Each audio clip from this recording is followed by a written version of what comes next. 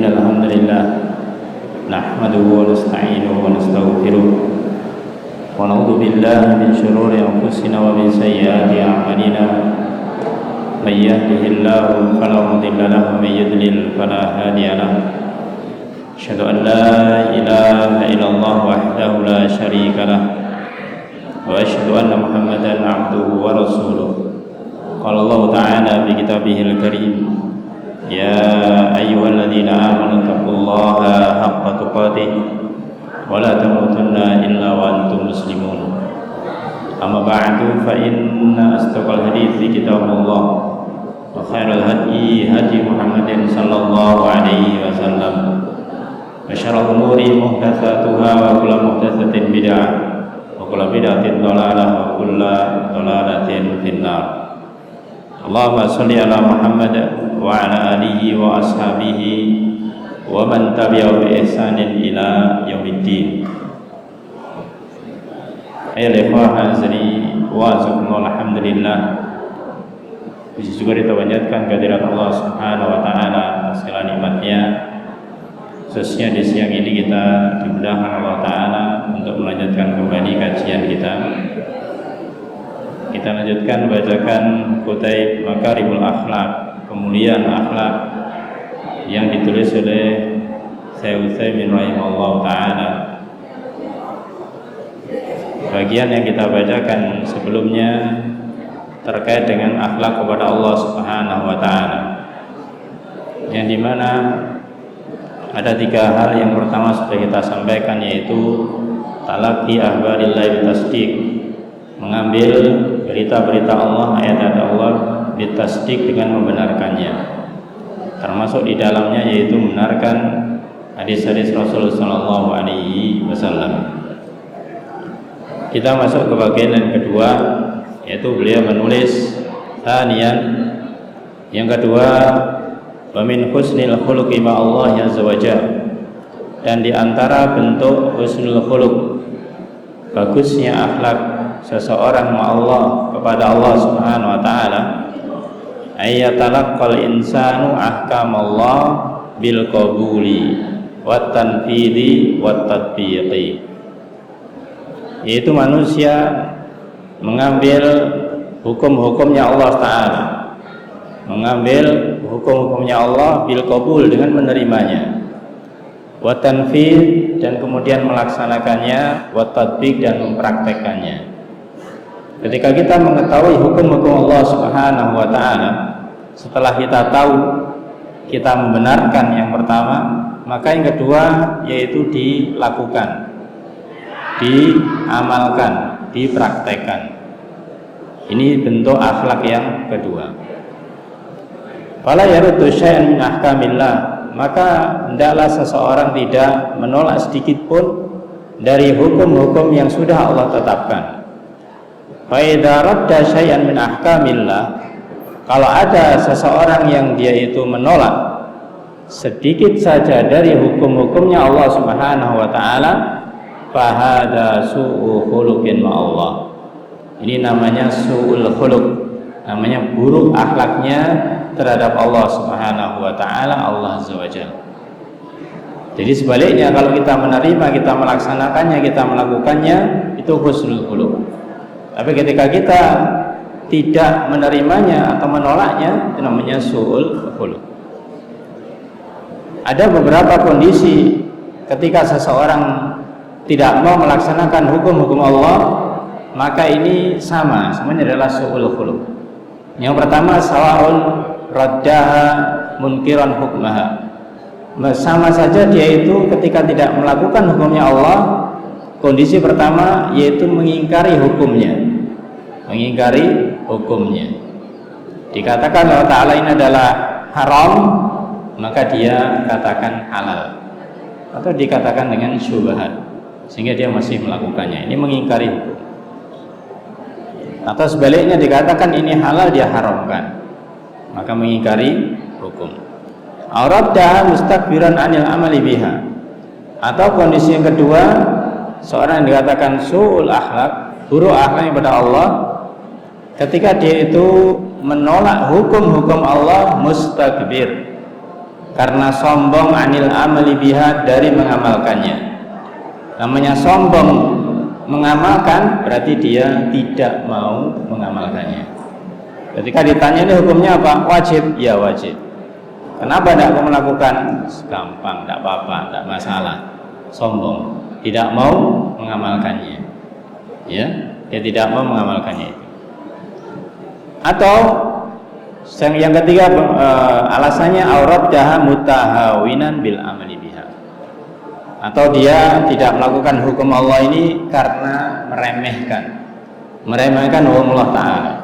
Misalkan diberitahukan ini adalah dosa, maka dia meremehkan dengan apa? Tidak apa-apa, ini kan hanya dosa kecil. Nanti kemudian kalau saya melakukan ini akan terhapus.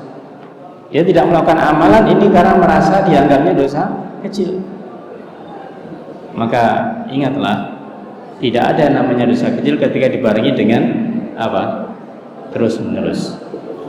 Tapi tidak ada dosa besar ketika dibarengi dengan istighfar. Ya la kabirata, tidak ada dosa besar ma'al istighfar ketika dibarengi dengan istighfar. Wala saghirata, tidak ada dosa kecil ma'al israr ketika dibarengi dengan terus menerus. Maka meremehkan dosa itu juga termasuk su'ul khuluq. Fa inna dzalika kullu, karena sesungguhnya ini semuanya munafin li husnil khuluqi ma'allah. Ini meniadakan husnul khuluq kepada Allah Subhanahu wa taala. Ayyuhal ikhwah azani wa azakumullah. Beliau mencontohkan di sini contoh yang ringan, contoh yang mudah dipahami yang terkait dengan bab ini. Yang pertama, misalu ala dzalik, contohnya adalah as-shaum, puasa. Contohnya adalah puasa. Beliau jelaskan as-shaumu la syakka fi annahu syaqqun 'ala nufus. Puasa tidak diragukan, ini sesuatu yang memberatkan bagi jiwa, memberatkan bagi diri seseorang. Meskipun dia melakukan, ini bukan hal yang mudah, sesuatu yang berat. Kenapa? Li'annal insan yatsluku fihil ma'luf. Karena manusia ini dia harus meninggalkan sesuatu yang sudah menjadi kebiasaannya. Ketika di bulan puasa, harus puasa Ramadan misalkan, dia meninggalkan kebiasaan-kebiasaan yang biasa dia lakukan.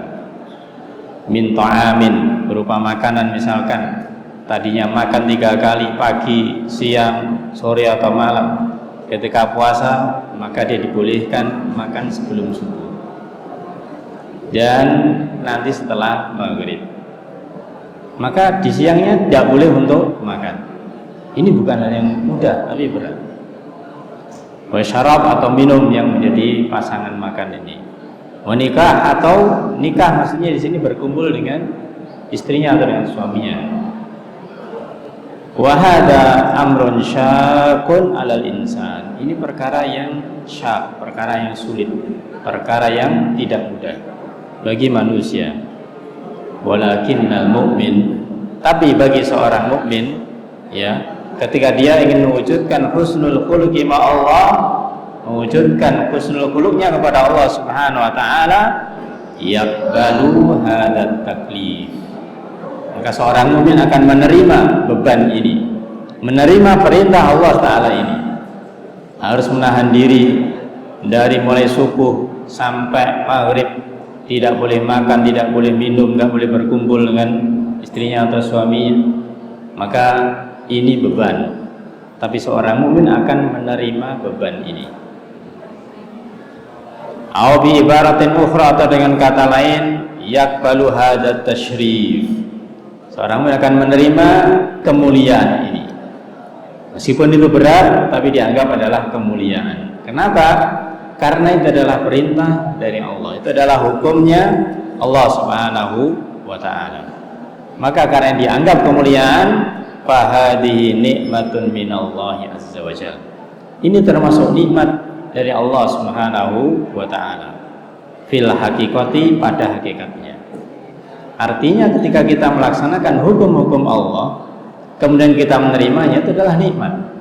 Dari sisi mana nikmatnya? Kita dimudahkan Allah untuk bisa melakukannya, bisa mempraktekkannya, bukan malah kita merasa berat kemudian meninggalkannya.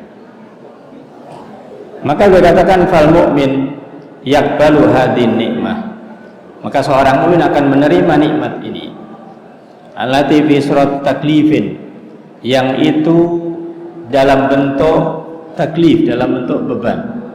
Tapi ketika menerima beban itu bin syirahi sadrin wa tuma'ninatin, dengan lapang dada dan dengan ketenangan.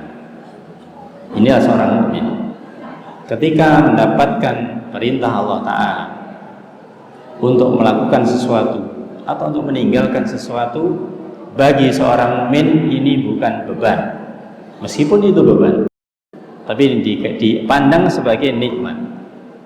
Maka di sini faedahnya ya ikhwah azanillah, bagaimanakah jiwa seorang mukmin itu harus memiliki yang namanya insyirahus sadr, lapang dada, juga tumanina, ketenangan, juga wattattasi'ulaha nafsu, dan juga jiwanya ini longgar, lapang, ya. Yasumul ayyamut tawilah, dia harus berpuasa di waktu yang panjang, di waktu yang lama, bukan di waktu yang sebentar, tapi waktunya yang lama, maka dia akan tetap melakukannya. Fi zamanil har, apalagi di waktu yang al-har syadid, di waktu yang panas menyengat. Ya kalau kita nggak seberapa insya Allah. Kalau orang-orang di daerah Jazirah Arab misalkan yang mereka panasnya Masya Allah, tapi harus melakukan syariat ini, dia akan melakukannya. Wa huwa bidzalika radin munsyarihus sadr. Dengan hal itu mereka adalah orang-orang yang insyirahus sadr, yaitu orang yang berlapang dada, ridho terhadap syariat ini. Sehingga dari sini oleh ikhwan, sebenarnya kalau kita ingin melihat sesuatu ini, dikatakan sesuatu ini berat, sesuatu ini ringan, sesuatu ini sedang-sedang saja, itu hanya sekedar dari sisi cara pandang seseorang terhadap sesuatu itu. Contohnya puasa ini, ketika ada seseorang melihat puasa ini berat bagi dia, kenapa berat? Ya dia seakan-akan ketika harus nahan diri mulai dari subuh sampai maghrib, nanti dia yang dipikirannya adalah lapar. Kalau kelaparan nanti dia itu juga kehausan, nanti nggak bisa begini, nggak bisa begitu, berat. Bagi yang sedang-sedang saja mungkin memandang, gimana lagi sudah diperintahkan puasa, ya puasa saja, ya puasa saja. Yang penting nanti bisa menahan diri, nggak makan, nggak minum. Bagi yang memandang ringan, memandang ini nikmat, memandang ini suatu nikmat dari Allah, karena Allah memberikan kesempatan pada diri kita untuk mengatur pola makan kita. Yang tidak dipungkiri bahwasanya diteliti oleh para ahli medis, ketika seseorang berpuasa dalam 1 bulan misalkan, secara umum kondisi orang yang berpuasa selama 1 bulan dibandingkan dengan bulan sebelum dan sesudah yang tidak berpuasa, itu yang terbaik ketika di bulan puasa. Ya, maka kalau ada seseorang di bulan puasa itu kemudian dia malah sakit, kemudian sakitnya malah nemen misalkan demikian, ya ini jangan-jangan niatnya yang salah, jangan-jangan niatnya yang salah. Mau puasa sudah terbebani, nanti kalau saya puasa akan sakit begini, itu terjadi. Tapi kalau dia memandang ini satu nikmat, maka dia akan lapang dada untuk menerimanya. Maka dikatakan sendiri annahu yahsunul khuluq ma'rabi, karena puasa ini berbentuk dari husnul khuluq kepada Rabbnya, kepada Allah Subhanahu wa ta'ala. Lakin akan tapi sebaliknya sayyi'ul khuluq, buruknya akhlak ma'allah, bersama Allah Ta'ala, yuqabilu mislah hadil ibadah bidajr wal karaha. Seorang itu menerima ibadah yang semacam ini, puasa semacam ini dengan rasa apa? Dengan rasa bosan, dengan rasa jemu, dengan rasa benci, tidak suka dengan syariat ini, yaitu syariat puasa ini. Walaula annahu yasha min amrin la tuhmatu iqba lakana la yaltazimu bisyam. Kalau sekiranya bukan karena seseorang ini takut dari perkara yang nanti pada akhirnya dia harus mendapatkan balasan, niscaya dia tidak akan melakukan puasa ini. hanya orang-orang yang dia mengetahui balasannya apa kalau dia melakukan puasa dan kalau dia meninggalkan puasa. Maka orang yang dia itu melakukan puasa, dia tahu balasannya adalah nanti nikmat dari Allah Ta'ala. Kalau dia meninggalkan puasa, dia nanti akan mendapatkan adabnya Allah Subhanahu wa Ta'ala. Maka hanya orang inilah yang dia akan bisa bagaimanakah melaksanakan husnul khuluqnya, baik akhlaknya kepada Allah Subhanahu wa Ta'ala. Ayolah ikhwah azani wa azakullah. Contoh yang kedua yaitu juga sebagaimana kita lakukan harian, yaitu as-shalat. Misalul akhar, contoh lain adalah shalat. Fas-shalatu la syakka anha tsaqilatun ala ba'din nas. Bahwasanya salat itu tidak dilakukan lagi, itu termasuk hal yang tsaqil, hal yang berat bagi sebagian manusia. Bagi sebagian manusia. Wa ya tsaqilatun alal munafiqin. Dan salat ini berat sekali bagi orang-orang siapa? Munafikin. Kama qala Nabi sallallahu alaihi wasallam, sebagaimana Rasul bersabda, azqalus sholati alal munafikin, bahwasanya sholat yang paling berat bagi orang munafik sholatul isya wa sholatul fajr, itu sholat isya dan sholat subuh. Hadis ini oleh ikhwan azani wa azkullah disebutkan oleh Rasulullah SAW, azqalus sholat, sholat yang paling berat bagi siapa? Alal munafik, bagi orang munafik. Ini menunjukkan orang munafik pun juga masih sholat. Kenapa dia sholat? Ya karena dia tidak ingin dicemooh, ingin disalahkan oleh orang-orang di sekitarnya. Jadi dia sholatnya bukan karena keimanan yang benar. Sehingga ketika banyak orang dia sholat, tidak ada orang bisa jadi tidak sholat dia. Ya, maka orang munafik melaksanakan sholat hanya dohirnya saja, batinnya tidak. Batinnya tidak, karena namanya munafik, sifat nifak itu antara lahir dan batin itu bertentangan atau berlawanan.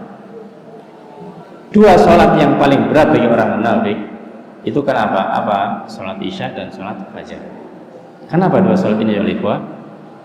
Karena namanya sholat isya itu adalah dikatakan akhirul lail, yaitu akhir malam.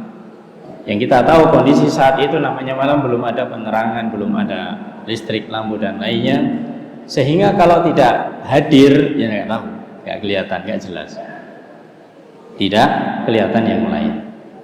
Itu juga sholat subuh, ya, sholat subuh yang juga masih gelap, masih belum kelihatan, maka tidak hadir juga tidak diketahui. Maka kalau dia harus hadir, harus sholat isya, harus sholat subuh, mereka sangat berat sekali. Ini bagi orang siapa? Orang-orang munafik.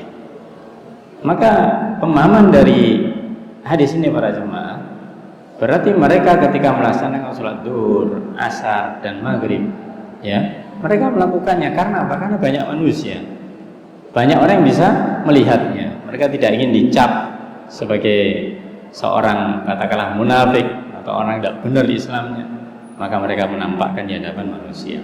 Tapi untuk isya dan untuk subuh mereka berat sekali. Jadi berhati-hatilah ya ikhwah azani wa azakullah, ketika kita atau siapa di antara keluarga kita yang mereka berat untuk melakukan dua waktu sholat ini, yaitu sholat subuh dan juga sholat isya.